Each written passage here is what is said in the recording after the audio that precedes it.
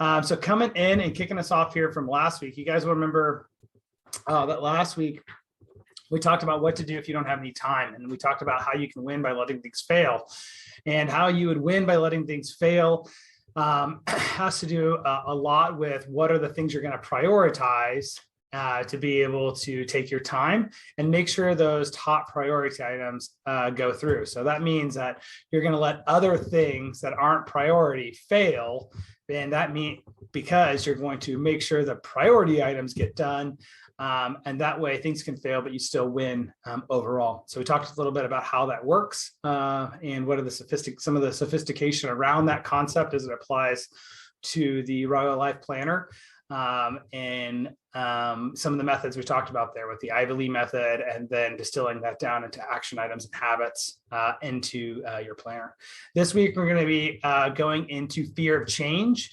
Fear of change is a big one, right? Remember we talked about a little time ago, like what happens if I don't have any energy? This week we're talking about fear of change, is that the fear is what makes the new decision more costly, right? We talked a little bit about like some of those mental credits that you get born with each morning. After you get a good night's sleep, you get so many of those credits. Well, the more fearful you are of something, or more resistant you are to something, and it's not a good or a bad thing. It's just kind of like what is, it's what shows up for us in our lives. But the more that exists, the more credits it takes for us to be able to do that thing. So this week, what we're going to be talking about is a little bit is how to make those decisions, make those action items less costly for us. How can we make it where we don't have to spend as many as our mental credits to do what we need to do, because we can lower the fear, lower the friction that it would take to be able to make that different decision. But let's go ahead and recap with our lovely and talented Gina Folk today about coming up with our action items from last week and doing a little sharing about what this has looked like in practice for you over the last week. So Gina, take us away. Yes. Well, I'm excited about hearing about how to move through the fear of change. So let's get going. Let's start sharing so we can get there sooner.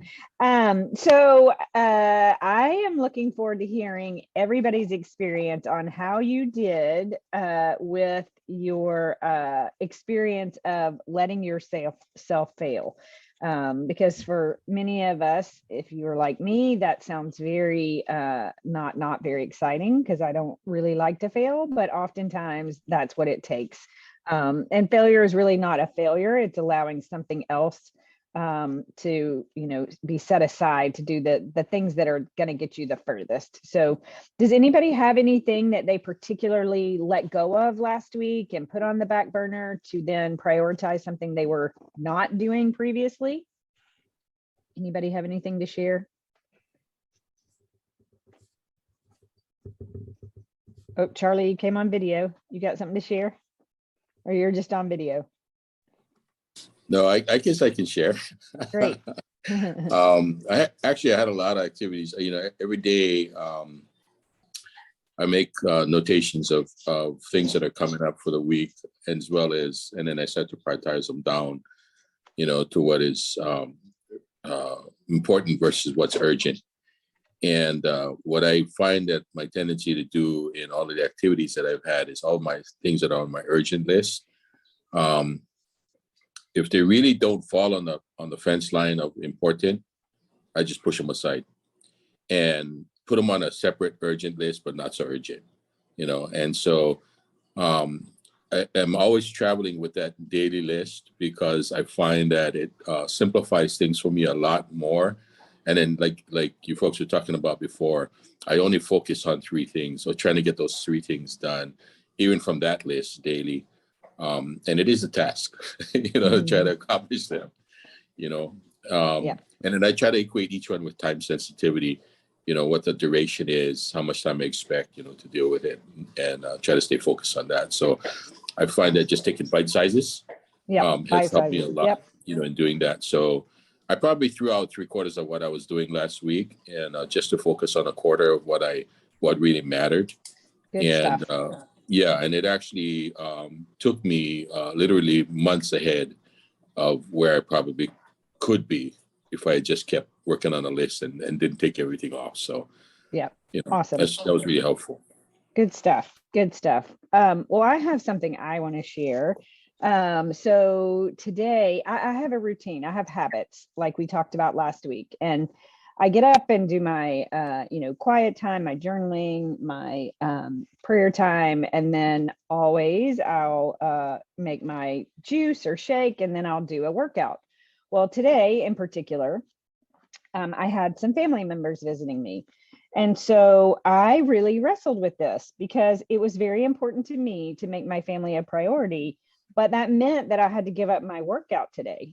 So I did a lot of personal chastising myself, like, okay, you're going to make the choice not to do your workout today. But then I had this massive like self-judgment around, okay, I failed today. But in fact, I didn't fail. I just made a powerful, intentional choice to choose not to do that, to actually spend time with my family. But it wasn't, but I know, like, this is crazy. This is how this stuff, it's beautiful when things like this show up in my life when we've taught it, because I know this stuff. Like, I knew that wasn't a failure, but there was this little voice in the back of my head that's like, yeah, see, you didn't do your workout, you're slacking. So anyway, I'm coming to learn that this thing called, as long as I'm making a choice, as long as I'm making an intentional choice, then there is no failure. It's absolutely, I've shifted it from what might appear to be the judgment of failure to making a powerful choice, and a very intentional choice. So I had something to share with y'all today. Anybody else have anything to share? Awesome. Well, Scott, it seems like we're ready to start learning about change and fear thereof. Cool. All right, guys. When we come in week over week, thank you, Gina, for like leading us through that process. Cause I heard a couple of really, like I heard two things out of those, like one from Charlie that I grabbed, that I tagged for. It was like that. I think, Charlie, I heard you say that, hey, listen, and doing that and prioritizing that way, you feel like it's put you ahead like by months of where those projects would be otherwise. Yeah. Correct. What would you say is, if you had to take a guess at like what the ROI is on being that much farther ahead, right? Because like you're out operating in the world, right? Now you've come into like this group, right? You started to execute one of the strategies or one of the techniques that we did here.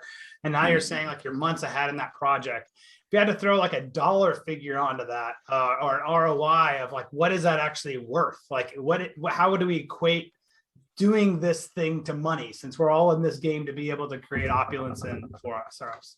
Well, it's actually ironic that you brought that up, Scott, because I actually did do an equivalent on how much I would have come up with my ROI was going to be, and it equated out to about 30%, which is a dramatic increase over putting something off, and being able to stay on the front end of it and getting it done quicker. So it made a big what does that difference. turn into in dollars, Charlie? For all of us that don't know what 30% means in your world, like what would that look like? Is that like a 4-figure move, a 5-figure move, or a 6-figure move? Oh no, that one actually turned out to be a 7-figure move. And so it was, yeah, and it saved me approximately 18 months. Wow. So yeah, it was a dramatic change, increased my ROI by about $1 million, little over $1 million. And saved me a tremendous amount of time and probably anguish along the way. Yeah. It's not that something wouldn't have been convenient, because it would work out fine. But what this has allowed me to do is take advantage of the current market now, and also with respect to all of the advantages that can happen by getting it done on the front end versus waiting until you really don't know what's going to come, 18 months later.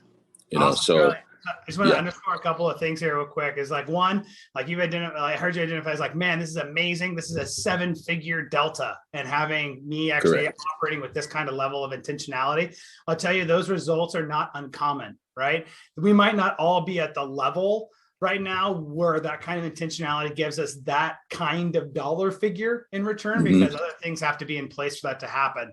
But whatever level we're at, we can all experience this intention, this higher level of execution, this higher level of effectiveness that Charlie's experienced by following the rules. So thank you, Charlie, for sharing about sharing about that and using the system and talking about what that can be like, because that helps us all see like, hey, man, if I was feeling shaky on whether this was something I really wanted to commit to and doing it, which is maybe that's why I don't have a lot to share this week, because I didn't really commit to trying anything that was different in the meantime.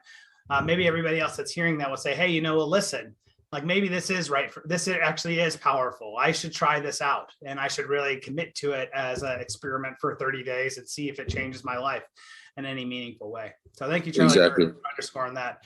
And then I wanted to underscore with Gina too, is what I heard from hers. It's like, hey, listen, even when we're making the choice that we know is good for us, it doesn't feel good.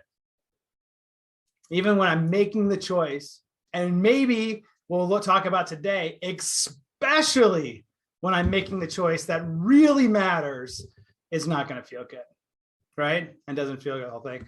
And I think that that's going to be a great setup for what we're going to talk about here today. Awesome. Thank you guys for sharing on that. Okay, I'm going to switch my camera around so you guys can see my handwriting here in the document camera. Okay, so one of the key things I wanted to talk about today, because today we're talking about this whole thing, right? Fear. What do super tough people say? I ain't afraid of nothing, right? And how many of us actually believe that's actually true for anybody? We actually believe that it's true, that there's actually people out there that walk around with no fear. Okay, maybe like people on the fringes of psychopaths, right? But that's probably ain't us, from what I can tell. So all of us and all the people you've ever admired and all the people that you thought were total ballers, like in their life, and all the people that are invading countries and defending countries and doing all that kind of stuff, they're all operating with some type of fear, right? There's really no reason to think that they're actually any different than us. But one of the things that happens to be different is what they're actually accomplishing, isn't it? What they're actually, the people that we admire in our lives, what they're able to do is so much bigger than us. And we say, well, what is that delta between me and that other person? Because I'm here, what's the difference between me and them? And this might be one of the differences, that they've learned, among other things, how to get control over this thing called fear, right? And it can be controlled. So let's talk a little bit about that, of some of the best practices that I've seen come up, and we can talk about how effective that may or may not be for us here in this group. And I'm happy, and it's my privilege to be able to share that with you and learn from the collective wisdom of this group about what things you guys have learned about fear and how that can be important. So here's the first thing we always will look at, right? This is our wheel of life, right? Or our fishes. Remember here inside of our journal each week, it always asks us about what are your fishes and how are you rating those, right? Each month, each week, right?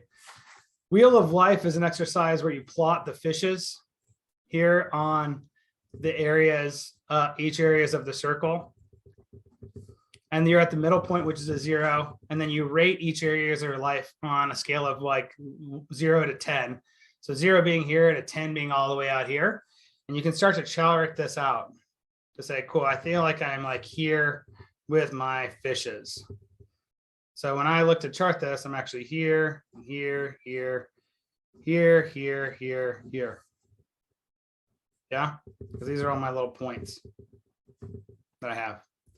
So the deal is, it says, well, this is where my life is currently living on my scale of 1 to 10 for all of my fishes.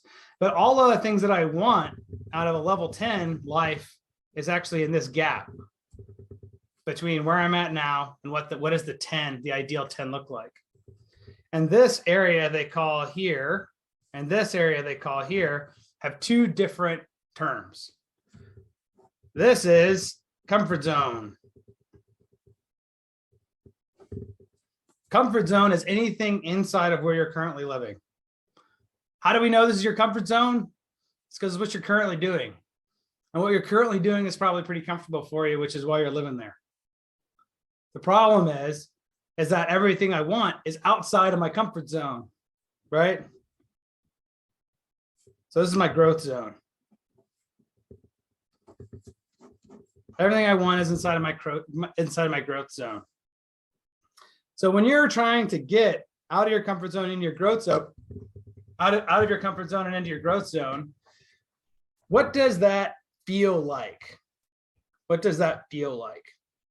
So I was going to ask you, Julie, when you're looking at like operating inside of like your growth zone, comfort zone probably feels easy, right? Feels natural. And when you're actually inside of your growth zone, what comes up for you? What does that feel like to you, Julie?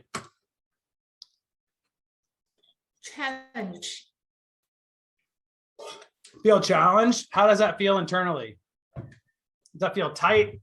Does it feel anxious? Yeah, anxious and feel. Well, you have fear when you are stepping into the growth zone. But however, if you push through and you accomplish something, you have the feeling that you have accomplished a lot. Yeah, so there's it's more rewarding than the comfort zone. That's right. So you go to the growth zone. This is how you feel. But you know that if you're in the growth zone, you're going to end up with another positive payoff called like, I feel fulfilled or accomplished, something in there. Yeah. That's the payoff you get for dealing with these feelings. Yeah. As they come through. So we know that if we're actually in the right place of life, we might be feeling this, right? Which are all of these kinds of feelings when we're really trying to go after what it is we want. So we say, oh, great. I know that I'm going to be feeling uncomfortable, but now I need to know the second question is, so what do I want? I'm aware of it here when I plot out on my fishes from my scale of 1 to 10, and I can identify where the gaps are. But now the question is what do I want? Man, this is part of what we worked on the fishes as well too. That second part of that exercise was saying like, if I were a 10 in this area of my life, what would it be? If I was a 10 in my intellectual area of my life, what would I be? I'd say, well, that would be 30 minutes of reading each day, for example. It could be for my F would be, I'm going to increase my passive cash flow by $500 a month on average.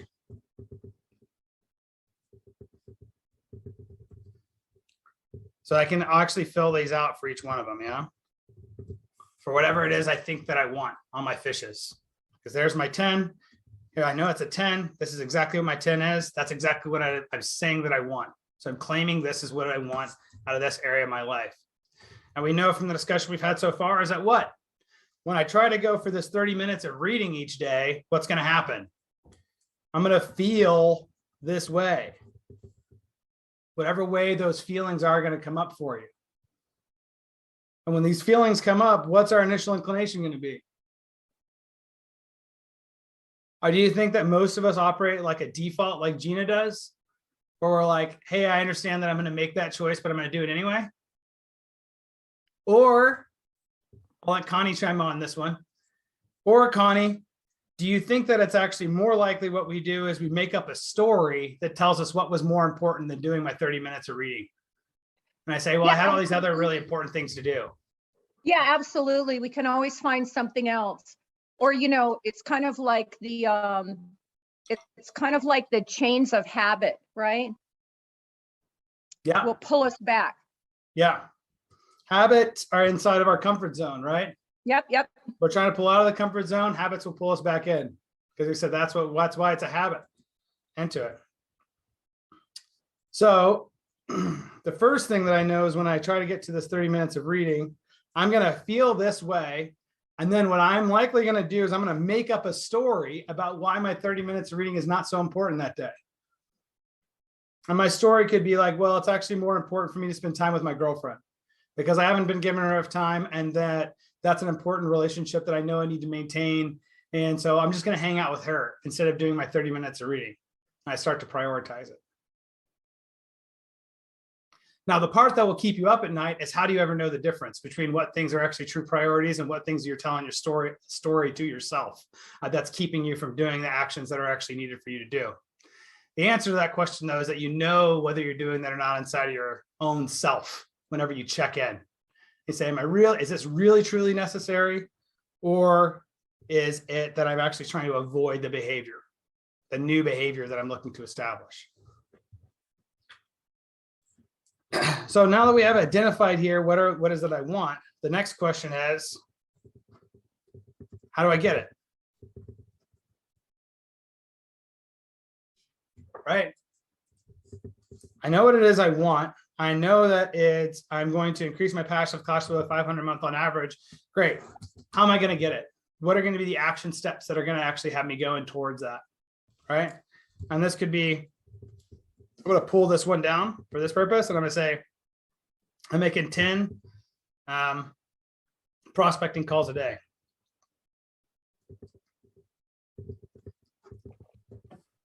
So 10 calls a day where I'm going to be scouting opportunities to be able to generate myself an extra $500 a month from whatever connections those look like for you, right? Or in this hypothetical scenario, right? Say I'm wholesaling or something like that. Or if I'm networking my way into like a deal or I'm raising money, that turns into, cool, I can actually get this if I take this particular action, or like at least I believe I will. And then this says, did it happen or did it not happen? And most of the time, when you're looking at like happen, not happen off of doing this, this is where we're going to say, this is where the fear is going to creep in. It's right at this last step. It's at actually doing the thing. This part I'll feel super comfortable for most everybody. I'm going to bet most everybody here, because this is a pure intellectual exercise, right? Intellectual exercise is like one of the most fun places to hang out, because an intellectual exercise is, it's super safe. I just get to get clear on what it is I want. I get to talk about my feelings and then how it's going to relate to what I ultimately want. And that is the typical self-help group that you would go to, where you'd stop, right? And what's different about what we're doing here is we're saying, nope, we're actually going to get into what are the action steps that I need to be doing. I'm going to push that into my journal.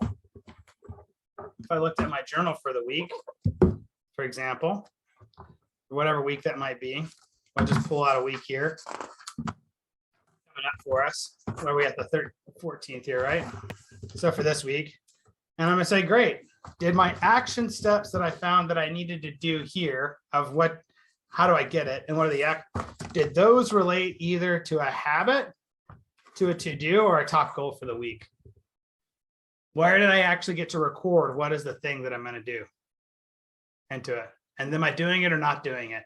So what you'll see week over week or day over day is that these things aren't going to happen. Either you're not going to check it off as your daily habit, or you're going to have it as your top 3 to-dos and it's going to keep getting pushed, or you're going to have it here and it's going to keep ending up on your weekly goal week after week after week. And that's how you're going to know, okay, cool. I got a block here. I got a fear block. I might not be aware of it, but it's keeping me from actually executing on these things one way or another, because there's always time to do the most important things, and only the most important things are happening here inside of this journal, right? Well, it probably means that there's some type of fear block. So what are we going to do with the fear? Let's take an example. So who has an action that they want to do, that they want my help with right now, and talking about like what's an action they want to take and that they've been meaning to take and they're not taking action on it, and we can work on how we work through the fear of that.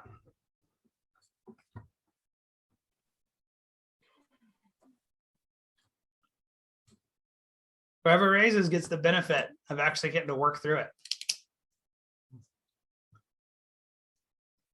I need a volunteer, guys. All right, thank you, Connie. All right. So I actually had a breakthrough as a result of last week's discussion. You know, if it keeps showing up on your to-do list, it's because, you know, you have like emotions around it or whatever. So I want to remodel a utility room on the side of my new single family home in Nevada. I have never managed any kind of remodel project before, ever. I recognize I have fear about it. I've admitted to myself, I don't know how to do this, right? So good thing is I did reach out to a couple of people in this group and they gave me some good tips. Let's and I shared. Let's stick with the fear for a second, Connie. Okay. As you start to go into it, and it's a perfect segue. So Okay. what we had it here is like, here's our fear belief systems. Yep. So Connie has like an objective she's trying to get to called a remodel the utility room in the house in Nevada here. And then what she started going to us is like our fear belief system. So how do you know you're not going to be able to do this? I've never managed it. It's all the things that are true that are running in your head currently, right? Right. I don't know how, right? No experience, right? What else runs into you that says why this is going to fail? Or I'm what- going to make an expensive mistake because I don't know what I'm doing. And then if you make expensive mistakes, what happens? It costs me money and I feel like an idiot. Cost me money and I feel stupid. What else happens? Okay, so here's another thing is people will take advantage of me. I'll get cheated. I'll get cheated. Okay. So that's like another place of like, it's going to cost me money and I'm going to feel stupid. And then what happens? Like, let's go one more layer deep, Connie. If it costs you money, right? And then you feel stupid, what's going to happen to you next? There could be opportunity cost to that. Like I wasted money. Okay. Lose opportunity cost. Yeah. Does it impact your safety and security at all if this goes wrong? I wouldn't say so, no. Okay. So it's not that deep. It's not all the way down at like a survival level of fear. It's really just sort of like, this will just really be a hindrance to my life. I'll feel really bad if this goes wrong. Yeah, and I'll waste time too, right? Which is time is money.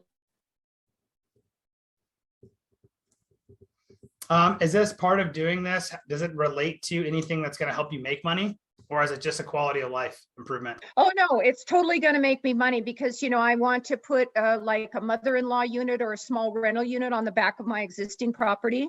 And my future plan is to use that when I retire as Airbnb rental for extra income. Oh, there we go. That's a good fear right there, right? It's not as if just slowing down your path to financial freedom, but this is also threatening my retirement income.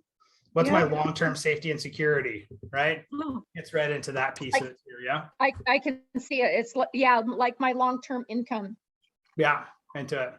Okay, cool, guys. So guys, did you see like how this utility room, like what jumps out to you here when you look at this list of all of the things that come up when Connie's talking about doing this piece of like remodeling the utility room in Nevada? What jumps out to you is true as that's jumping out? Like what jumps out to you here? Like what are the core themes that we get to pull out from Connie about what's going on with Connie when she thinks about this project? Gina, what pops out to you about it? Like what kind of themes do you see? What's going on with Connie?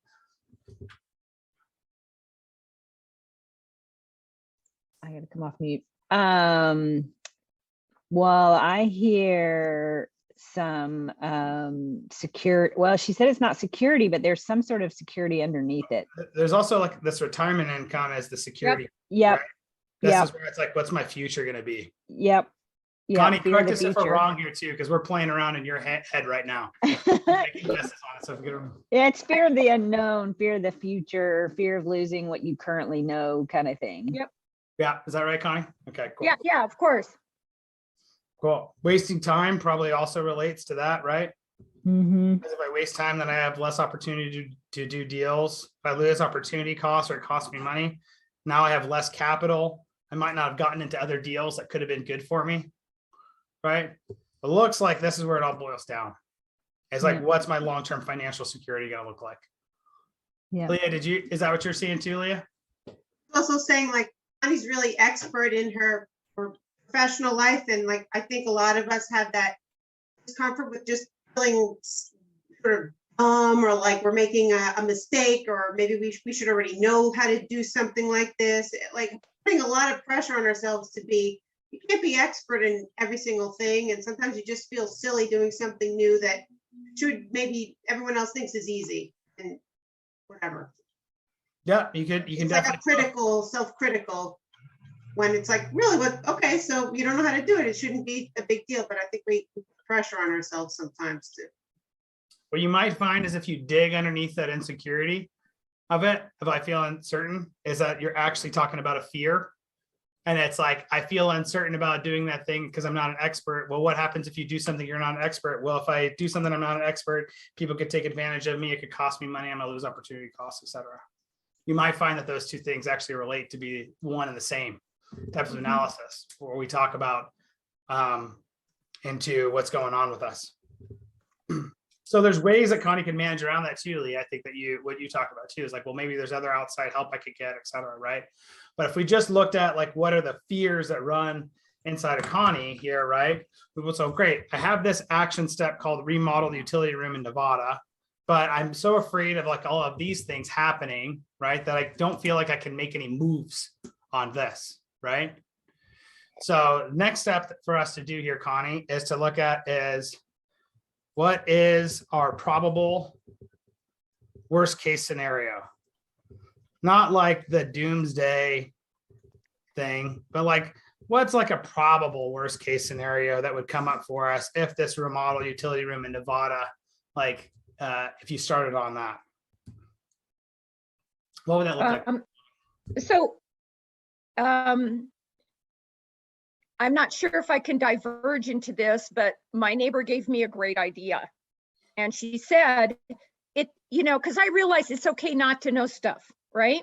My mother was a librarian. She's like, go to the library and get a book about it. My neighbor said, oh, you can learn how to do this. Take some classes. You could even take it to the nth degree and get your contractor's license.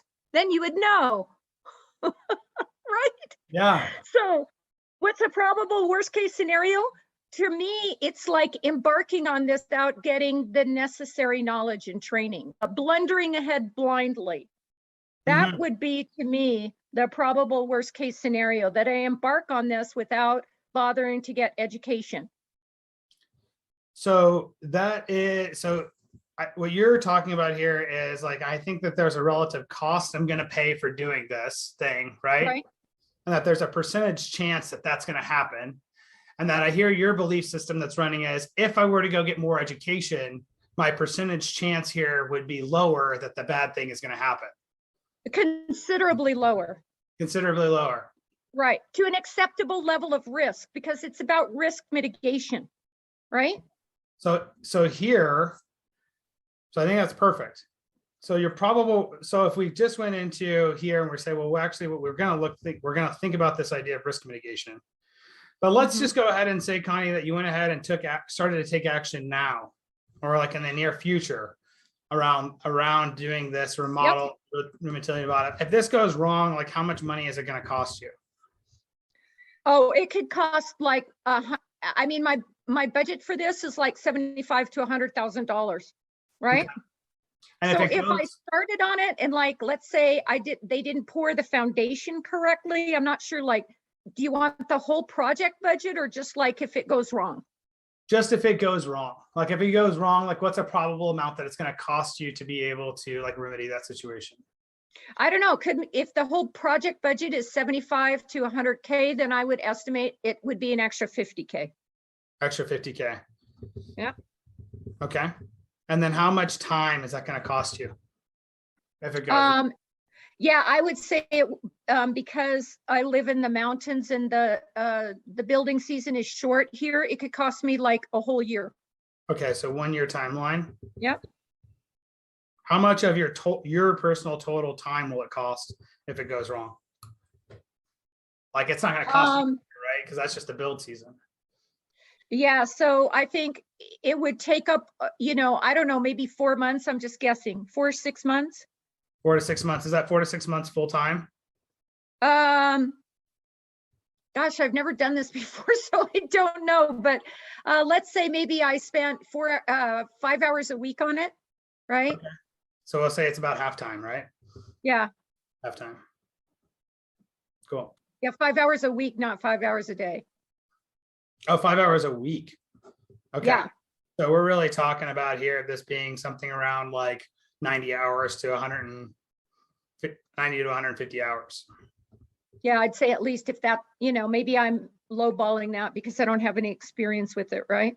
Well, we're just talking about our probable worst case scenario, and we're about to check Yep. in with everybody else. So guys, when we look at, there's a remodel of the utility room in Nevada for residents that you have. Connie has a budget for like $75,000 to $100,000. I know, let's go ahead and assume that she's right on this time about the build season, but just from what we know about like what costs are if this goes wrong, and things when you've had projects go wrong versus and how much time it would take to be able to remedy it wrong, are these reasonable from our group wisdom here, or from Connie's assumptions? Are they too low or are they too high from what we think what the risks are that Connie's assessing? Charlie, do you have a take on that? You're on mute, Charlie. Hi, so yeah, I had to unmute. Yeah. Actually, it's probably fairly reasonable what she's looking at as far as a budget. The contingency part is the part that usually you go higher on when you're building inside an existing and you just don't know what it's going to be like when you open that building up, to attach to. So she probably has a little play in her contingency amount of that additional 50,000, but her understanding the market period for actually building is key to the whole thing, because that can definitely add another 50,000 if they miss the market window, to actually build. And just to let you know, this is like a mud room. It's on the outside. It's attached to the garage, but it's on the outside of the house. It is not inside the house. It's on the exterior. So I'm building onto the back of the house by remodeling this room that's back there. So your guys' estimate is, well, let's see if anybody else has a opinion. So if with $100,000 utility room on an exterior of a building, you'd reasonably foresee like a scenario in which it could cost you an extra $50,000 from mismanagement of the contractor. Is that something we'd say would be typical worst case scenario, or is that high? I don't know. That's usually on the higher side, Scott. What would your estimation be that you would budget, Charlie, for fixing up mistakes? Well, if she's building a separate mudroom on the outside attached portion, the majority of her cost, 1/3 of her money is going to go into her foundation and getting all of that built out. Everything else from there, she can actually manage her budget a lot more. Actually, as she's going along, she can set a baseline as to what kind of finishes and all that she wants. But typically, you get 1/3 foundation, 1/3 finishes, 1/3 everything else that's in between that is building the bones of it. So she could probably build it for a little bit less than what we build for over here. Typically in Hawaii, definitely a small addition could cost you, 150,000. Only because our costs are typically about 30% higher here, just because of the fact we have to ship everything in. So you probably could save a lot of money on yours, Connie, but your foundation is going to be key to everything. Yeah. So I want to pivot real quick because I think Robert's hitting this a little bit more on the nose. I think with thank you for sharing that, Charlie, about like the project cost breakdowns. Robert chimed in here and said like a 15% contingency is typical. Yes, that's what we do here.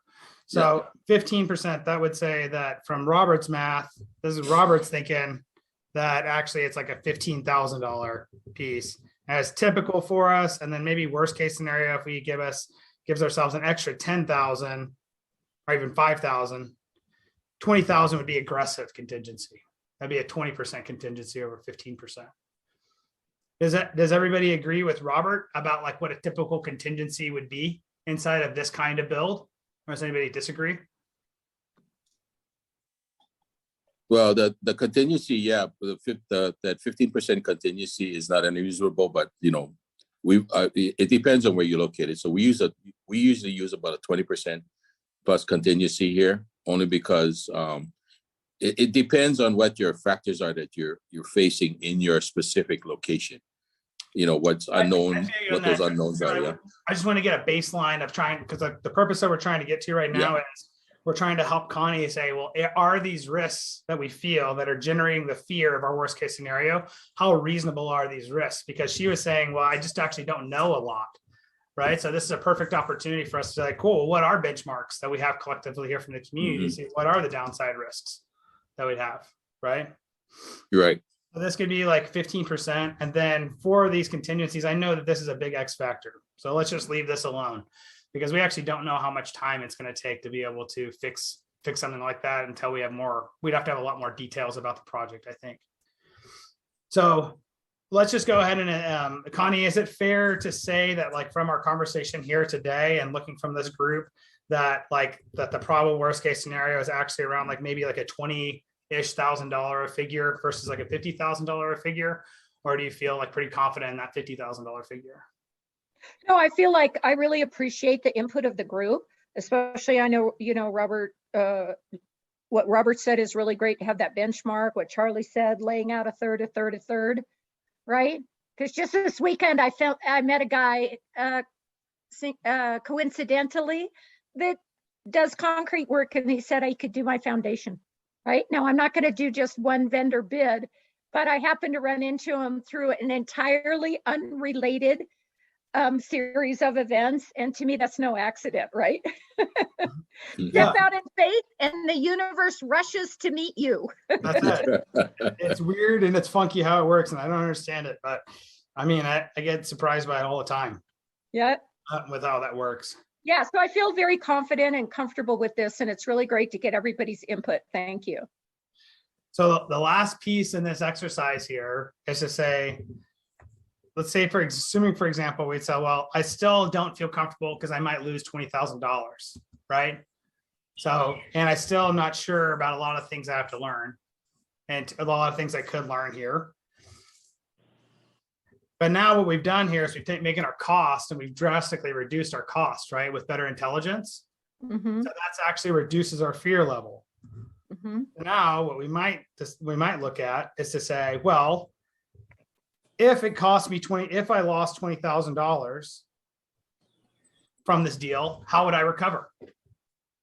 So Connie, if you lost $20,000 from this deal because you didn't have all perfect information here to reduce this chance down, and you said, okay, cool, well, how would I recover if I lost $20,000? So how would you recover if you lost $20,000 on this deal, on this remodel? I would quit. Yeah, I wouldn't retire as soon. I would keep working.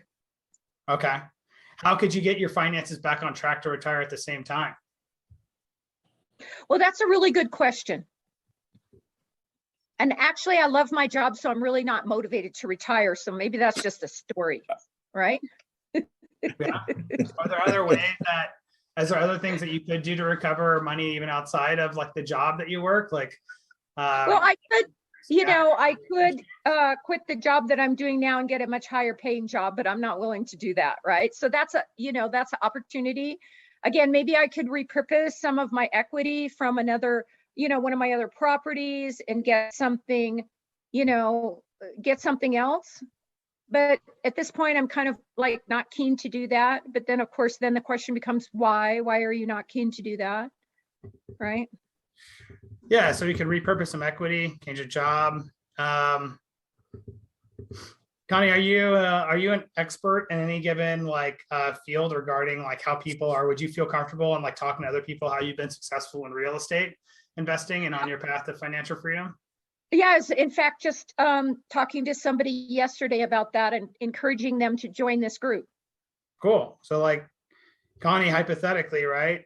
Anytime you know more than somebody else, what do you got? You got yourself a little coaching business. Yep. You got yourself a little side hustle coaching business.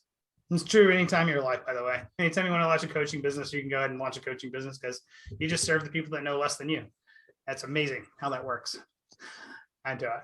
And actually, the funny part about it too is you actually need coaches at all different levels of learning because the closer you are to the clients that you help at whatever level they're at, the more effective you are. So we all think we go to the Yoda at the top of the mountain, but really we just need to talk to our buddy down the street who's just one step ahead of us on the top of it. So we see here that like if Connie, everything that she's doing here with all these fears, right? Now that it's down to a $20,000 level, it says, well, if I lost $20,000 here, I could change my job, although I'm probably not going to do that because I love my job. My job gives me energy, right? So it's like part of my aliveness. So things that are part of your aliveness, you typically don't want to change. That's typically a good sign you're going off track of where you need to be going. But you could repurpose some equity, which is, geez, I got to look at why I don't want to do that. Most of the time when we don't want to repurpose equity, it's because I just don't want to be bored by having to chug through all those numbers and then find new deals. that part sounds like it sucks. I don't want to do it. Right. So I'm going to say, nope, don't want to do it. So that just says like, okay, cool. Then I'd ask like, who can help me? Right. And that's going to be probably me and Pete working with Yeah, you. exactly. That's why I'm trying to set up the tax coaching call, right, Scott? Yeah. Yeah, that's right. Right. So now you're already a backup of like, who's going to help me retool here. And then if I really wanted to like increase my top line revenue because I needed to, could I actually think that I could get 20 people to give me $1,000 to coach them on like, here's the things that have been successful with so far and work with on that? Oh, hell yeah, you could. You definitely have $1,000 worth of knowledge in your head, right? That's what they would love for you to talk to them about, right? So the idea here is after we come to this, right? It says, well, cool. Now we know that we can look at our costs and say, well, here's what a reasonable cost is. The way we got to a more reasonable cost of assessing what our risk was just going to our group. Our group was the fastest way to be able to find out what was true, because that's the collective wisdom of the group to tell us what's really true out there in the world, right? We can rely on our friends that have been down the path before us to be able to tell us what's really going to happen. And then what we did was we talked about, great, if the worst case scenario does happen, how can I recover from it? So now the question becomes, Connie, what sounds easier? When Getting you the look at education. Yeah. Getting Yes. the education sounds easier. getting the educate. So here's Yep. here's the piece that comes into. Now the critical moment of decision is, do I either risk my $20,000 plus how I can recover? And remember, we only incur this cost if everything goes wrong, right? Or what do I do is months of research Oh, no, it's not going to be months. and well, Yeah. so Yeah. what- I mean, so maybe you're just using it as an example, but it won't be months of research. For me, it would be a twofold prong, getting to know people who have these skill sets, while at the same time, concurrently, I educate myself about, what do you need to look at when you're doing a remodel, right? There's tons of YouTube videos on it. There's books, there's internet. So then this becomes, how long are you going to spend recruiting people and getting educated before you're going to take action on this? I would say that I could take 3 months. Okay, so 3 months. Cool. So look at, here's how the decision plays out, right, guys, if we track this out. Connie has a decision to make. Does she want to spend 3 months of her time focused on recruiting the right people and getting educated on what she needs to do here? If this is one decision path, right? So this is 3 months of time. There's a question of what if 3 months of time is worth in my mind when I look at this, or is it worth risking $20,000 relying on whoever she has, maybe in this group or outside of this group, to quickly act and make a move on this, knowing that if it goes wrong, that she can recover, and she can recover by doing any of these activities and to it. And some of them she already has underway, right? To be able to like look at how could she repurpose equity for fastest on improvement. So when it comes time for Connie to make a decision on what she's going to do, these are how all the points come up. So how much is 3 months of your time worth, Connie? If you spent these 3 months of time making more money, how much would that time be worth? I don't think for this, and you can pull my sheets if you think this is an excuse, but I will enjoy learning about this. It will give me a sense of satisfaction, excitement. It can be I hear you, used in Connie, the but future. now you're expanding the pie outside of the scope. Okay. Because now you're saying like, well, that thing that I'm actually afraid of, I'm not really afraid of it. Actually, I think it's going to be the most exciting thing for me. But where we started was, I want my utility room in Nevada done. And what you're saying, telling me now is, actually, I'm going to really love doing all of this other work. Yeah. You see what I'm getting at? Go ahead. I'm sorry, I didn't mean to interrupt you, but my time frame for starting this is at the end of September. So I actually do have that time, but I think your point, let's go with your point.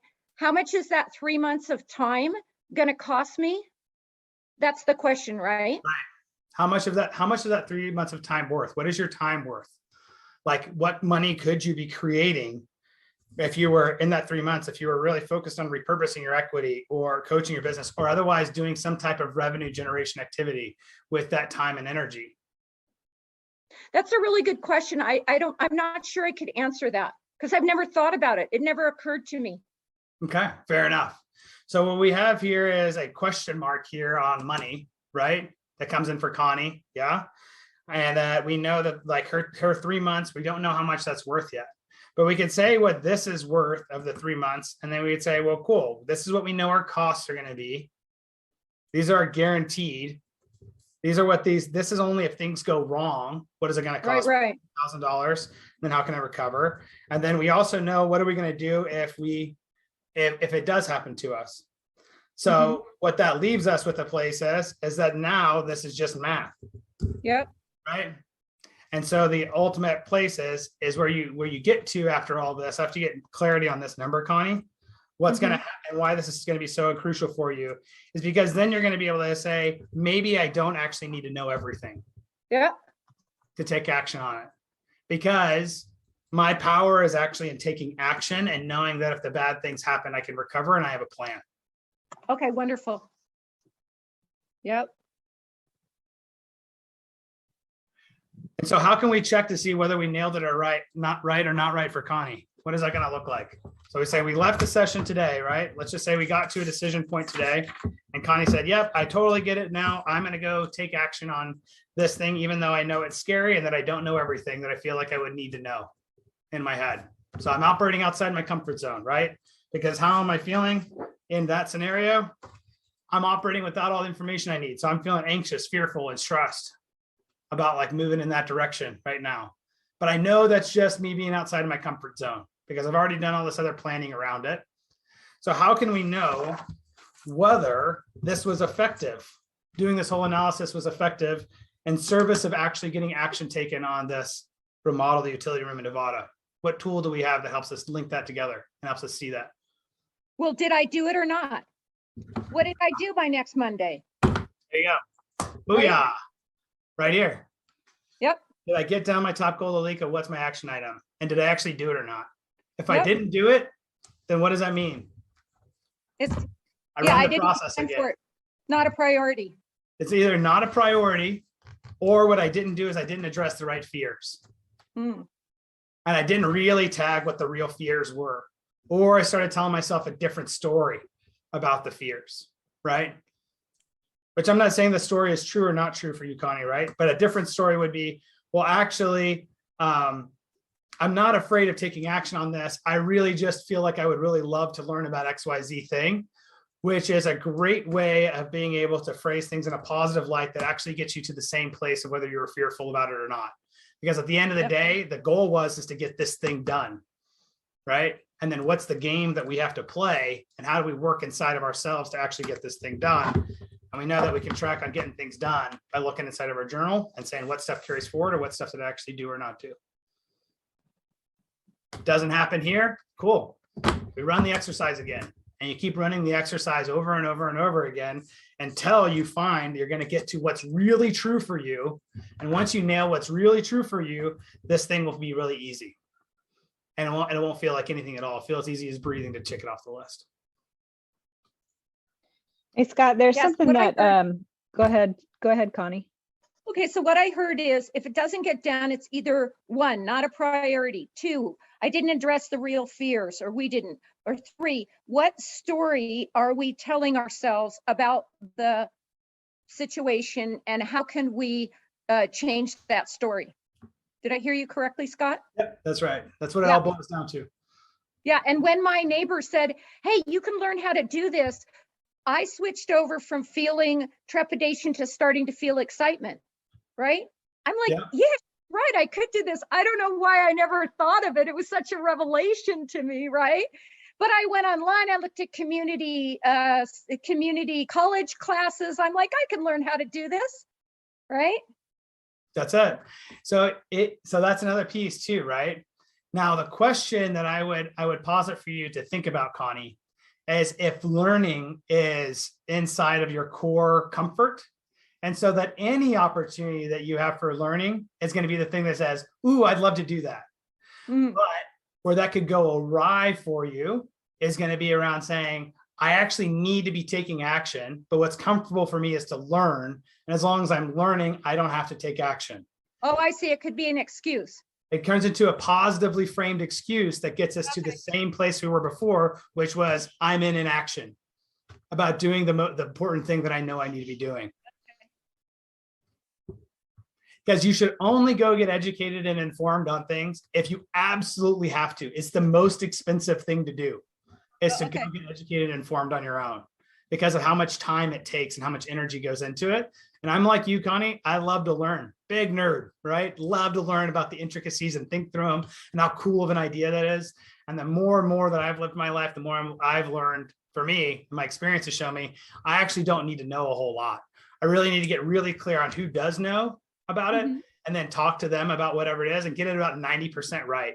Because about 90% right on most of my things outside of like pure legal or tax work is good enough, because the percentage chance of the thing going wrong is actually a lot less than I think it is. The fear actually makes it more probable in my mind than it really is. And so I just need about 90%. And most of the time I can get there with just talking to other people and then maybe reading a book. You know, if I really want to be sure about something, I'll read a book in a week and then be like, cool, let's go. And let's run through it. And that's what I realized. She said, oh, you could get your contractor's license. I started looking at it. I'm like, no, I don't need to do that. I just need to have like a framework. How do I have a framework? I've project managed things before. What it needs to go on there. Maybe, and I just flag this to you here, because I know we have one piece to like get to and want to roll up. I would frame it to you here is whatever it is that you think that you need to feel comfortable, whoever you hire, make them good at that. Sure. Hire whoever's good at that. And then just start off with, show me your project management. Show me your plans. Show me all the things. I'm not going to come up with it. You show it to me. You prove it to me that you know how to do this right. And then you educate me on why that's the best way. Instead of me having to go learn it from a professor, I'm just going to work directly with the person that's going to do the work. And if they can't show it to me, then I know they're not the right person. I'm going to just keep finding who the right person is, because they're going to save months of my time. Right. And they're going to be invested in educating me about what it is, because they know I'm going to be on their rear if I don't understand what's going on, because that's how we started the relationship. Yeah. Yep. Perfect. Thank you so much, Scott. That was so valuable for me. Awesome. Gina, any last words before we wrap up for today? No, I think everybody will just work through that same exercise, identifying just what Scott walked Connie through. You know, what's the biggest risk? What are you really scared of? Like, keep going underneath it.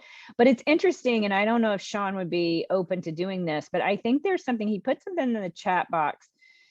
He said his biggest roadblock is learning how to stop overanalyzing the question, what if I do that? Right. So it's like that, get into that all the wrong things that can happen, but we can get in that spin cycle. So it might be quite interesting if Sean is open for us to open up next week for you to go through that with him, because I suspect many of us can get in that. Like, well, what if I do that? What's, you know, it kind of gets, you can get lost in the analysis of what is the worst thing that's going to happen. Right. And he said, particularly, what if I do that turns into, why did I do that? In other words, we're already in our minds thinking, oh crap, I'm going to probably fail, maybe based on past experiences or something like that. Right.